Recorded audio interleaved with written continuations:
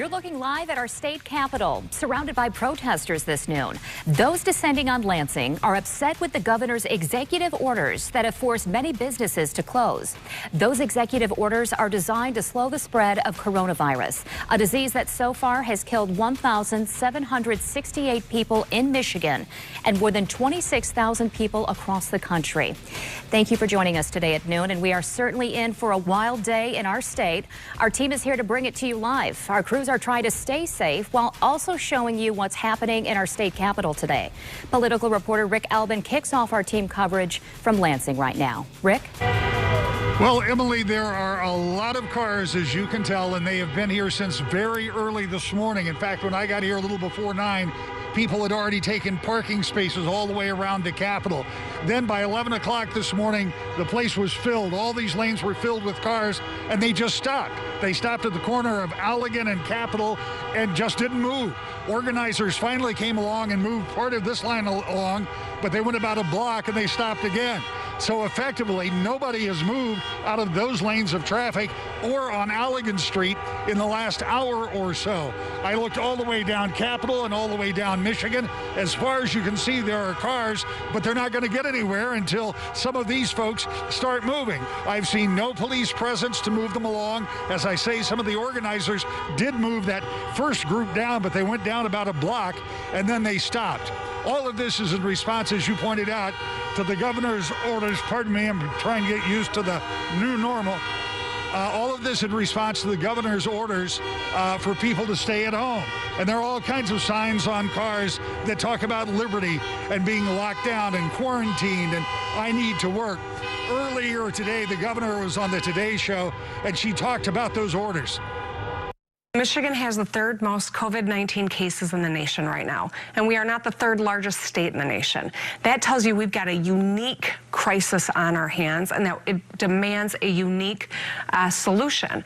So we just had snow. I've got snow on the ground here in Michigan right now in Lansing. We're expecting, up to 30 inches in the Upper Peninsula. The fact that we're cracking down on people traveling between homes or planting or landscaping or golfing, really for a couple more weeks isn't going to meaningfully impact people's ability to do it because the snow will do that in and of itself. But the more people that are traveling, the more people that touch that gas pump, we know that COVID-19 can last for 72 hours on stainless steel. So think about the people that have to touch that gas pump, the nurses and the police and the paramedics and the pharmacists and the food clerks that are the true superheroes now. If we're all traveling and touching the same, that means we're spreading COVID-19 and might actually take people off the front line who we desperately need to.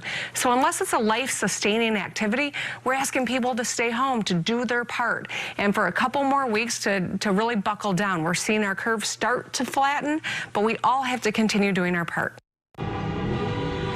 So the governor, while she wants people to stay at home, is looking out the window if she's in her office at this crowd of people who have come out here today to protest those very orders. Now, we anticipate this is going to go on for the next hour or so, but at some point I also anticipate that these vehicles are going to be told to move along because, as I say, they're just setting at stoplights here at the corner of Allegan and Capitol, and there are cars backed up presumably for miles down Michigan and Capitol. We'll continue to stay here and cover with our team coverage live in Lansing. Rick Albin, News 8. Okay, Rick. Thank you for that. We're going to go now to Heather Walker. She's also in Lansing, continuing our team coverage. Heather, what are you seeing? Operation Gridlock is underway, and we are in the middle of it. Take a look. We've got 3 lanes of traffic right now on Capitol. In front of the Capitol, people have lined up in their cars. They've come from all over the state, upset with the governor and the stay-at-home order. They say that they're ready for this order to be lifted. They want to get back to work. They want to get back to doing things that they love, like fishing and golfing. We saw a couple people who had boats. And take a look, the number of people goes down the block. People have been honking and gathering since about 9 o'clock this morning. The official protest just getting underway here. And basically what people are saying when we stop and talk to them is that they think that people are smart enough to make their own decisions to stay safe during this coronavirus outbreak without being told what to do. Ma'am, can you tell me, why did you come out here today? representative from the 102nd District, and I'm just here to support my people. I have a lot of constituents down here right now. And what are your constituents telling you? Pardon? What are your constituents telling you? They want to go back to work. If they can't access the website to get the benefits, then they want to go back to work. And nobody's suggesting we just go willy-nilly go back to work. We're recommending we adopt the size of federal guidelines and do it safely. Thank you. Yeah, that is the message that we keep hearing over and over from different people. We talked to a landscaper from our area. We talked to a woman who does detailing in the Hudsonville area. All of them without work right now. They say they need to put food on the table. They've got to pay their bills, and they want the governor to reopen their businesses, allow people to make safe decisions.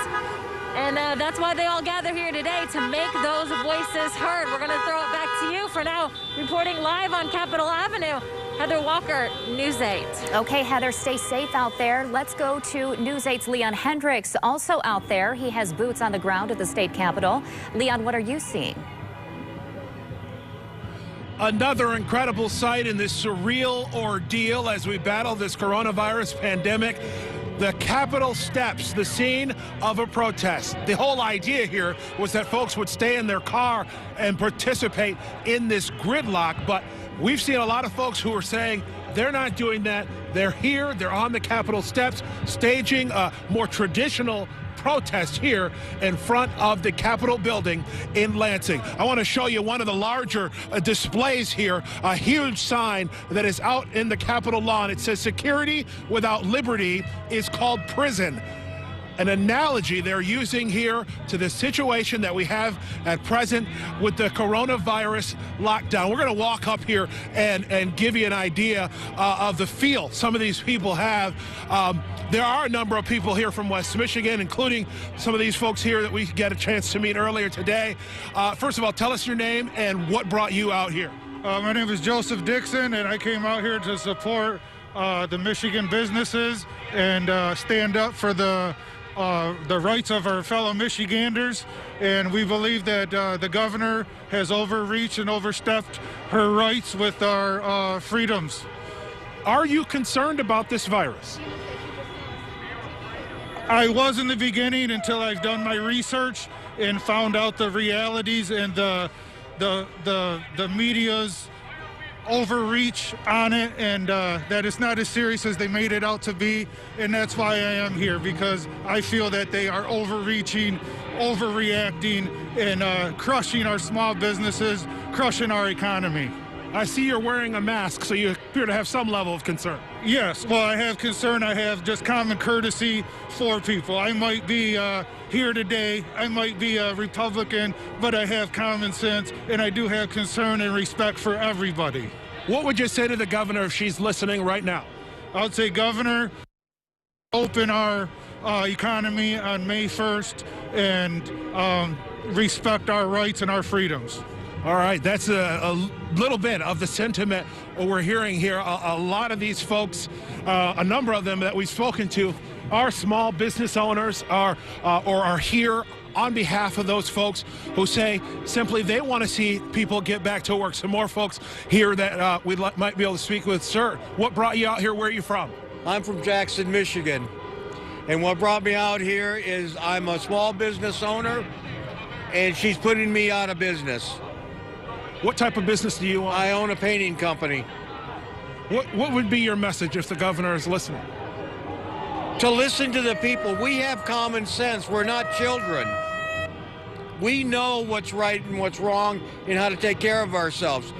I've had a quadruple bypass. I've had a heart attack, a stroke, and I'm still not afraid to go out in public.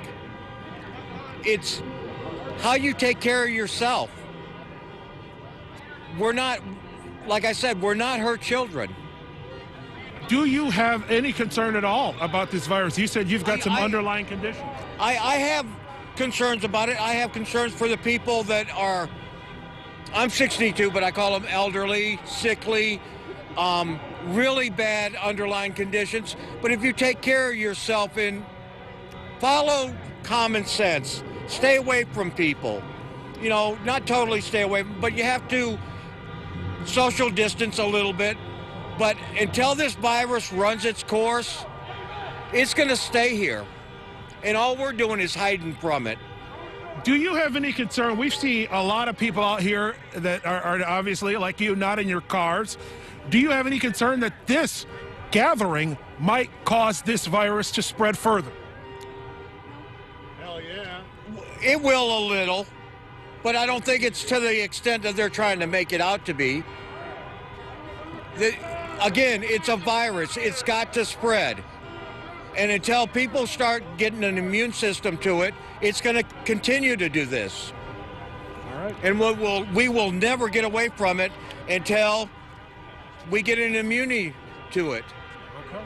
All right. Thank you, sir. Appreciate it. All the way from Jackson, one of the small business owners who is here and represented in a crowd of hundreds of people who are gathered here on the Capitol steps. A number of them have signs. One here in the foreground says, "Recall Whitmer now." We see a number of American flags. A lot of those red "Make America Great Again" hats.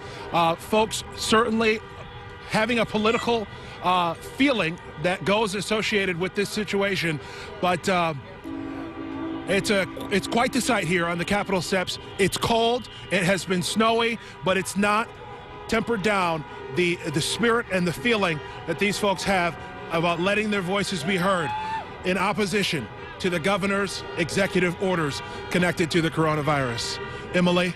Right, Leon Hendricks in Lansing. We will be checking back in with Leon and Heather and Rick again. And our team coverage continues right now. Tom Hillett is working to give us some perspective on just how many drivers are descending on Lansing right now. Tom? Hey, good afternoon, Emily. We're going to take a look at the map of Lansing, which really can give us some data that we can see how far this traffic is backing up. So you can see this is the main thoroughfare into downtown Lansing, 496, and that right now completely jammed up with cars. Unfortunately, we do not have available any MDOT cameras in this area, so we can't show you what it actually looks like right there. But you can also see these red and yellow lines of gridlock completely surrounding almost a mile in any direction that Capitol area. And unfortunately, again, we don't get any data coming in from the smaller streets in and around the Capitol where we've seen Rick, Leon, and Heather. But you can see that the gridlock is spreading far out and wide and continuing to slowly start to back up the highway heading into downtown Lansing. Of course, we'll continue to track this and we'll update you again at 12:30. Emily?